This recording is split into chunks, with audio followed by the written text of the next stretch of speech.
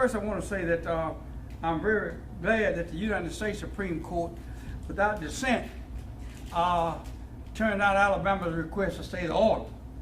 That's very good. That's very pleasant, because what that did, that sent a message to the court, the lower court here as well, because there's been a lot of talk about some deal that had been cut and some other things that was about to happen, some intelligence was out there that nobody else knew about, and that they had a plan for knocking out Section 2. Well, right now, Section 2 is very much alive, and I want to say that I'm glad the court had the courage and the foresight and the wisdom to act as it did. It's so unfortunate that the state of Alabama just simply will not do right by black people. It's unfortunate. There's no reason for that. I mean, I long for the day. And I noticed when Judge Johnson wrote an opinion in that case of Burton versus Hobby some time ago, a legislative plan that the Alabama Democratic Conference had advanced that I was chief drafter. And he thought that case cleared the Department of Justice. It cleared the Voting Rights Act, Section 5. That plan cleared everything, every hurdle we needed, including the three-judge court. And Judge Johnson was very proud of the fact that Alabama, he thought, had come to a day when he would treat all his citizens fairly and properly. That's what he looked for. And I hate to say again, Judge knows in heaven today that we arrived at a point where we still doing the same old thing, and that is defying. We're going to show them, we're going to teach them a lesson, we're going to let them know who's boss. Well, one thing we all ought to know by now, that nobody can beat the court system as long as this country has a court system. When the day when this court system fails, the day when somebody can defeat our court system, that's the day democracy will fall. When the courts fail, democracy will fall. Because the executive branch has a responsibility to enforce court orders. So again, I'm glad that the court has told Alabama, you behave. We're not going to give you cut you any slack. And that's step one. Another thing that I'm very proud of is that we have a court that is determined to enforce Section 2 of the Voting Rights Act. And if there are other issues out there that could be covered just as well, the 15th Amendment and the 14th Amendment are very much out there too that we can reach for and try to get, because when the 15th Amendment was passed, it was passed with a clear understanding that Congress had the power to enforce it by appropriate legislation. So there are a lot of things out there that can be done. So I'm very pleased about that we will still be there, we'll still be pushing, we'll be beating the drums. And I'm equally impressed with the fact that there's so many of you in the audience, when I said audience, an Alabama audience, who said they were very glad that the Alabama Democratic Conference had advanced a plan to put before the court. And I want to say here right now that the Alabama Democratic Conference will file objections to the current plan that the special master sent to the court. The Alabama Democratic Conference will have a motion ready in the next few days so that we can say to the court that the plans that have been advanced will not get the job done. I'm not here going to say anything about the special master at all, except that we don't think his plan is adequate. We don't think his plan does what it's supposed to do. And we are confident that the Alabama Democratic Conference plan is the best plan on the market, the best plan out there. And because that's the plan where a black can win a congressional seat. So we will be filing objections, and we'll also be asking the court to consider our plan, and we'll be able to push that plan. So no, we're not gonna today endorse anything that the special master has done. And as I said before, in fact, we're gonna file objections. And those objections are that the special master's plan falls short of the Constitution and it falls short of Section 2 of the Voting Rights Act. So we are very serious about this, and we are going to be pushing, doing everything we can to get the message out about what is taking place, because we have a chance now to get a congressperson that a black folks' choice. That's what Section 2 is about. It doesn't have to be black, it could be black or white. But in all likelihood, that'll be enough blacks running, and the blacks vote like whites, then it'll be a black out there facing the voters. But no voter, no person can win without the voters of everybody. And anybody who runs for office got to understand you owe it to every citizen the right to have a representative that will treat every citizen right. Not like the Alabama legislature treats us. Not like the Alabama legislature treats us. No. We're gonna push for the Alabama Democratic Conference will be in the midst of the fight. We're going to be trying to get somebody that we can run, can be elected, that will represent everybody when that day comes. But we don't know yet. We don't have the final answer yet because the court has not yet adopted a plan. The court, the three-judge panel has not adopted a plan. But when the court does, and if the court adopts a plan, if we can get the Alabama Democratic Conference plan adopted, we'll give you 2 black Congress for a Christmas present in 2024. Thank you. What does the map that you all prefer look like? Is it one that was submitted to the legislature? Does it have a title maybe? The map, what the map looks like, it needs to be a good-looking map that respects traditional boundary lines. But the thing what makes the map right is not so much the maps look as much as it is with the people that make up the district. And the district we advanced was 54% black. That's the district we advanced, the Alabama Democratic Conference. That plan is the best plan out on the market. Now, why did I say that? That plan is because it's been tested. They run figures. They being other groups who advanced maps. They ran figures on it, and they used the Alabama Democratic Conference data, and it showed that under the Alabama Democratic Conference plan, anyone running for the 2nd Congressional District wins 17 times out of 17 times. That's the only plan that does that. And that doesn't surprise me. Alabama has strong polarized voting in this state. So we think the Alabama Democratic Conference plan is the best plan. And we're going to be saying that to the court as well. Was this a plan that you all submitted during the special session in those hearings? Just trying to look for kind of like a visual of that map.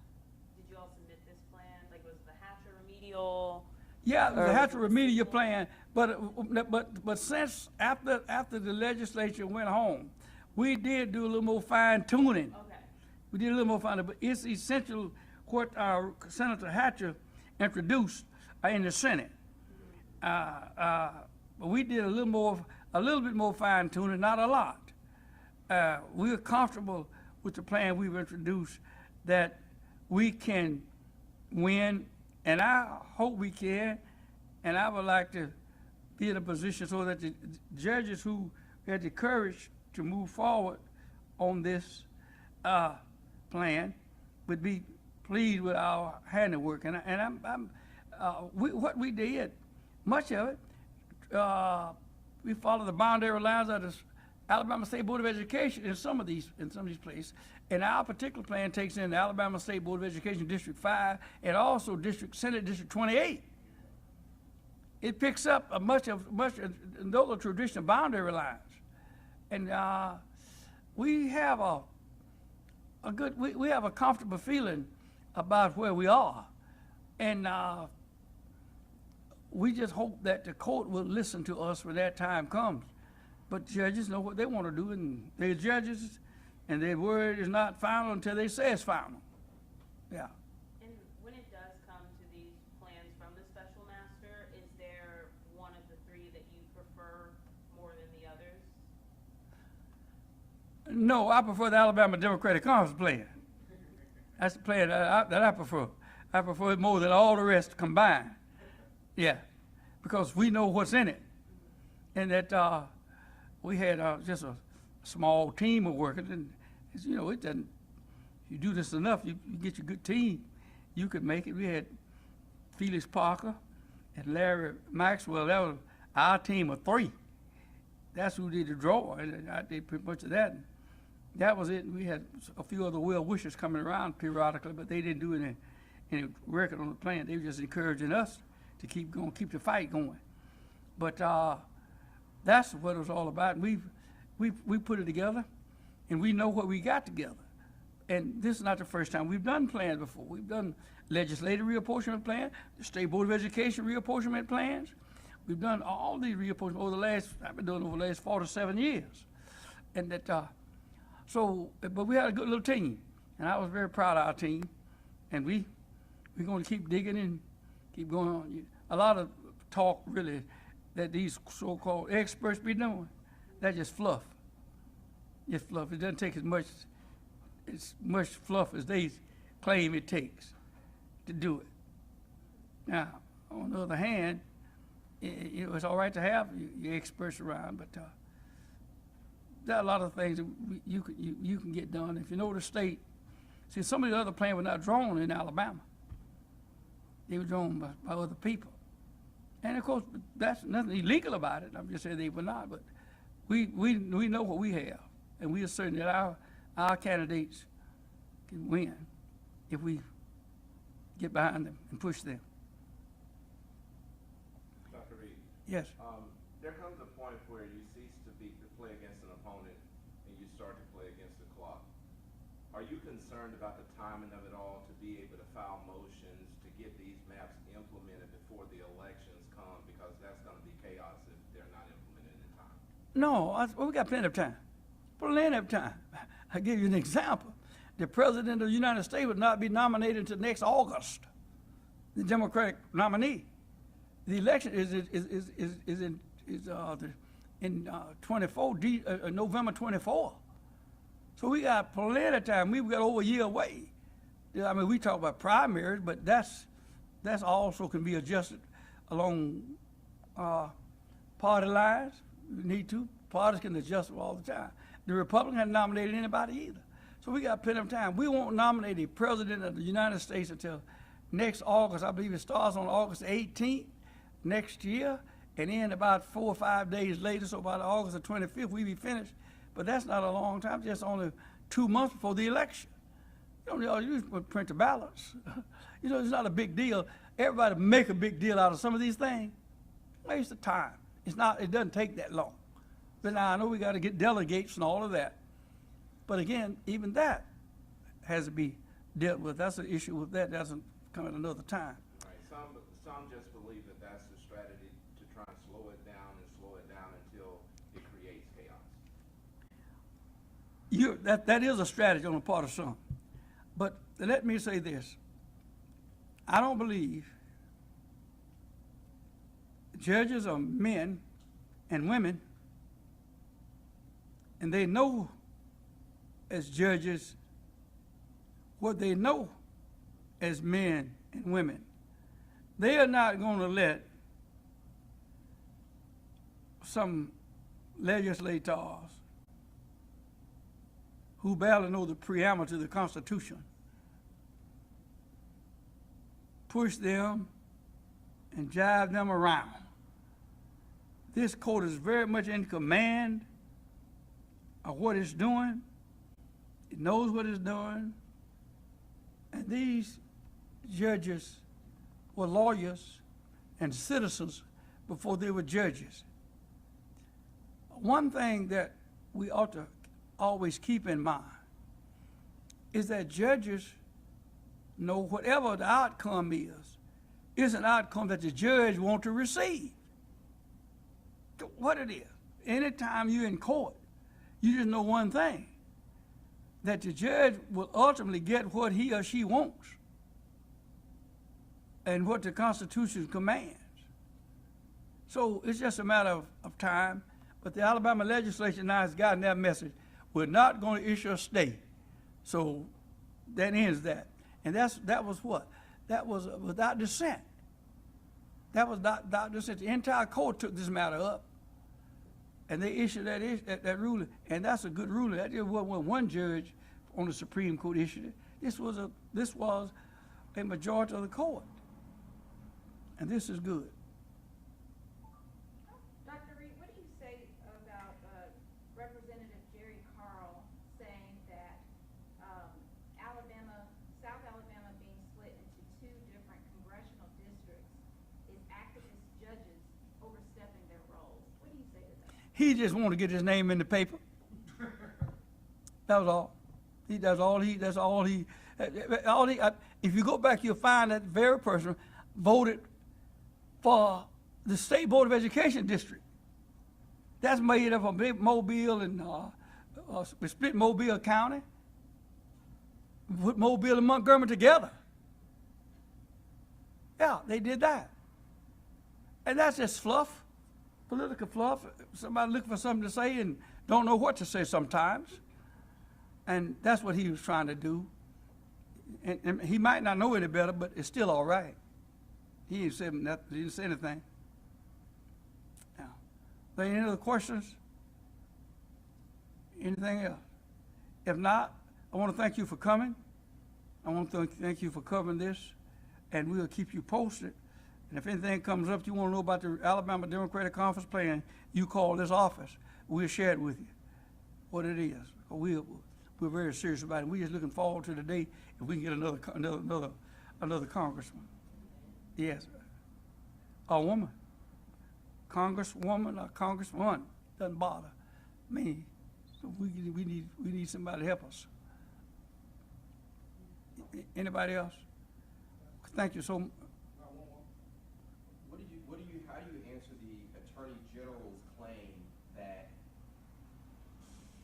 the court drawing a predominantly African American district Yeah. is reverse discrimination for the improper use of race in redistricting? How do you answer that?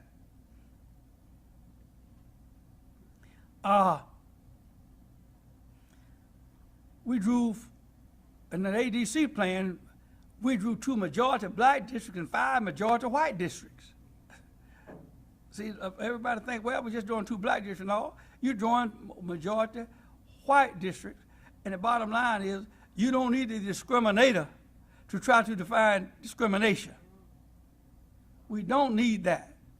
I mean, somebody in the Alabama legislature who vote for, after being told by the Alabama Supreme Court, I mean the United States Supreme Court, the United States Supreme Court, after being told what to do, and they going in and defy it. And here's a discriminator gonna tell us, or tell the world, how not to discriminate. That's a sad day and sad commentary. But the tragedy about all of this, and let me tell you what the tragedy about. All of this costs the taxpayers money. All of this is taxpayers money that's being spent. And let me tell you something. I mean, they're gonna have to pay. They're gonna have to pay every dime for the outcome of this lawsuit. They got to pay for it. The taxpayers of Alabama are gonna pay for it, and we are still paying for lawsuits of the past. The state deserves more and deserves better, and public officials. And I hope the day will come when these folks discriminate purposefully, that the courts will assess the fees against them, not against the taxpayers, because they do it knowingly. We bring all this money, bring all these buddies in and work on these litigation, work on these cases, and then turn back around, and when the state is paying, I can tell you right now, and I hope the press will keep up with this. Y'all keep up with this too. When it's all said and done, find out how much the state of Alabama is having to pay for this. Now that's you need to do that, press, and you need to do it in a way so that the public will know what taxpayers are spending for frivolous litigation. They could have passed it themselves and the special session been through with it, but they didn't. So there we are. Dr. Reed, one other question. Today, the ruling is part of a bigger legal fight over redistricting that could help decide who controls the House after next year's election. Just talk about the importance of, as these maps are implemented, it's not just an Alabama thing, but there are other states that can go with Alabama. Yes. Of course, the Supreme Court decision is far-reaching. And some other states going to also have similar lawsuits and similar claims pending. So that too could also help. And for the first time, let's take Mobile, Alabama. Mobile, under our plan, over 100,000 blacks in Mobile County are in District 2. 100 and, I don't know exactly, Felix, how many we put in there, but over 100,000. Now let me tell you what that means. Before they were put in District 2, which is going to be a black district, they were in District 1 and with Baldwin County. And those both were nullified every time. So just look how many black voters will have a chance now to vote for somebody with a possible victory, instead of votes being nullified by being, outvoted consistently.